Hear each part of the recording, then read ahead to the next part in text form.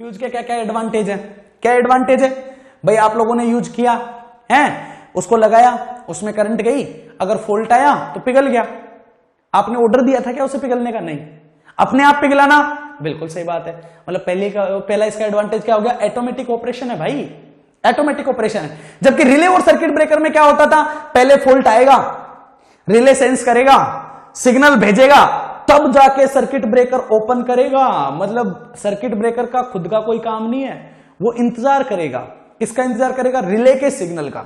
लेकिन क्या ये इंतजार करेगा? क्या नहीं करेगा। इसे तो करंट दिखी हाई, इसे लगा फॉल्ट है, ये तुरंत पिघल गया और सर्किट को कर दिया ब्रेक। तो पहला तो बहुत अच्छा क्या हो जाता है कि ये ऑटोमेटिक ऑपरेशन होता है। दूसरी चीज ये क्या होता है? सस्ता होता है, बहुत सस्ता है भाई। एक नॉर्मल मटेरियल यूज करना है तुम्हें, कुछ नहीं, एक इतना सा लेके आना है, मार्केट से खरीद के लाओ, लगा दो और आपका पूरा का पूरा घर क्या हो गया? प्रोटेक्ट हो गया। तो सबसे बड़ी खास बात ये क्या होता है? सस्ता होता है। हमने अभी थोड़ी देर पहले भी बोला था कि इसको मटेरियल कौन सा यूज में लेते हैं? वो मटेरियल यूज में लेते हैं जो हमारे लिए क्या हो? इकोनॉमिकल हो। कैसा हो? इकोनॉमिकल हो। कैसा रहे? सस्ता रहे। तो हम इसे कैसा बनाते हैं? सस्ता बनाने की कोशिश करते हैं कि ये हमारा कैसा रहना चाहिए? सस्ता रहना चाहिए। क्लियर है? आगे चले। दूसरा, नो मेंटेनेंस। अरे किसी मेंटेनेंस की जरूरत नहीं है, एक बार तुम लगा दो, लगा रहेगा बेचारा।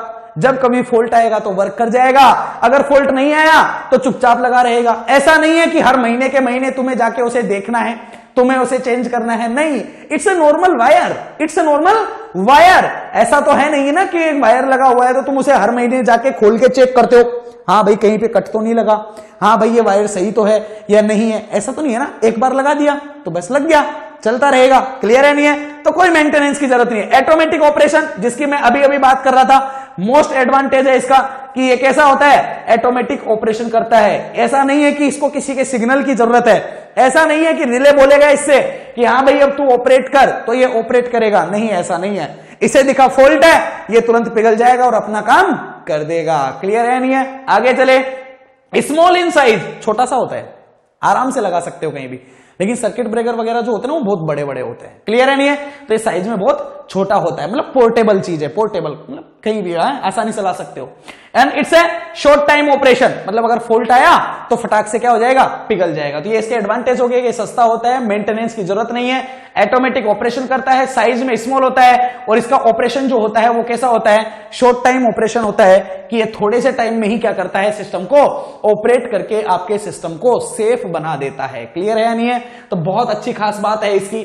अब देखो इसके डिसएडवांटेज। भाई अगर एडवांटेज पढ़ लिए तो ये तो कंपलसरी है ही सही कि हमें क्या पढ़ना है? डिसएडवांटेजेस भी पढ़ने हैं कि इसके डिसएडवांटेज क्या क्या है।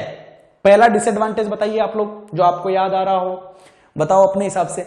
तो एक डिसएडवांटेज तो सबके माइंड में आ रहा होगा कि सर ये एक बार यूज में हुआ, ये पिघला, फिर खराब है, फिर तो आपको दूसरा नया फ्यूज लाके लगाना ही पड़ेगा। तो रिप्लेसमेंट इसका सबसे मोस्ट और जो खतरनाक डिसएडवांटेज है वो है इसका रिप्लेसमेंट। क्या रिप्लेसमेंट है? सर एक बार ही ये काम में आ सकता है, एक बार इसको काम में आ गया, एक बार इसने फॉल्ट करंट के लिए पिघल गया तो इसको तुम फिर वापस ठीक करके नहीं लगा सकते, फिर तुम्हें नया ही लगाना पड़ेगा। क्लियर है? नहीं है? तो सबसे बड़ा डिसप्लेसमेंट तो इसका क्या होता है? रिप्लेसमेंट होता है। आपको क्या करना है? सर रिप्लेस करना पड़ेगा एक बार यूज होने के बाद में। दूसरा है पुअर डिस्क्रिमिनेशन। अरे ये वर्ड से आप लोग वाकिफ हो, इस वर्ड से आप लोग वाकिफ हो, इसके बारे में हम लोग पहले भी बात कर चुके हैं। डिस्क्रिमिनेशन क्या था? अरे रिले और सर्किट ब्रेकर के पास में ये कैपेबिलिटी थी कि जब सिस्टम में फॉल्ट आता था तो वो फॉल्टी पार्ट को और हेल्थी पार्ट को पहचान लेते थे कि कौन सा फॉल्टी पार्ट है, कौन सा हेल्थी पार्ट है। ऑपरेशन किस पे करना है? सिर्फ फॉल्टी पे करना है, हेल्थ पे नहीं करना है। और क्या करते थे वो? एक नॉर्मल डिस्टरबेंस को और एक फॉल्ट वाली करंट को पहचान लेते थे कि कौन सा नॉर्मल डिस्टरबेंस है, कौन सा फॉल्ट आ रहा है, उसको पहचान के वो काम करते थे। लेकिन रिले के पास ऐसा नहीं है। रिले के पास तो अगर करंट ज्यादा आई तो इसमें हीट डेवलप होगी और ये पिघलना शुरू कर देगा। इसे फर्क नहीं पड़ता है कि वो थोड़े से टाइम के लिए आ रही है या ज्यादा टाइम के लिए आ रही है, वो नॉर्मल डिस्टरबेंस है या वो फॉल्ट है, इसे कोई फर्क नहीं पड़ता। इसके पास अगर ज्यादा करंट आई तो इसका ये अपनी ड्यूटी निभाएगा और क्या करेगा? पिघलना शुरू कर देगा। क्या करेगा बेटा? पिघलना शुरू कर देगा। क्लियर है? नहीं है? तो इसके पास बेचारे के पास में भेदभाव वाली भावना है ही नहीं। क्लियर है?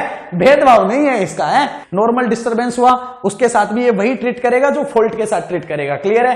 Current time characteristics some time fail. कभी कभी क्या होता है, कभी कभी ये होता है कि आपकी नॉर्मल करंट आ रही है, कभी कभी करंट की वैल्यू बढ़ने लगती है, बढ़ने। भाई आपको पता है ना कि टी प्रोपोर्शनल क्या होता है सर, 1/I² होता है कि नहीं होता है फ्यूज के लिए?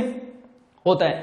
मतलब अगर फॉल्ट करंट बहुत ज्यादा हुई है तो उसका ऑपरेशन का टाइम काफी क्या होना चाहिए, कम होना चाहिए। लेकिन कभी कभी ऐसा नहीं होता है, फॉल्ट करंट काफी ज्यादा हाई होने के बावजूद भी इसे ऑपरेट करने में थोड़ा सा टाइम लग जाता है। तो हो सकता है उतने टाइम में आपके सिस्टम जो है ना, या आपके जो डिवाइसेज है, हो सकता है वो खराब हो जाए। तो ये क्या है, ये एक तरीके का क्या है कि ये मतलब इसकी आप समझ लो कि डिसएडवांटेज है भी नहीं और डिसएडवांटेज है भी सही। अगर आपका फ्यूज अच्छा है, अगर फ्यूज सही है तो ये प्रॉब्लम नहीं होगी।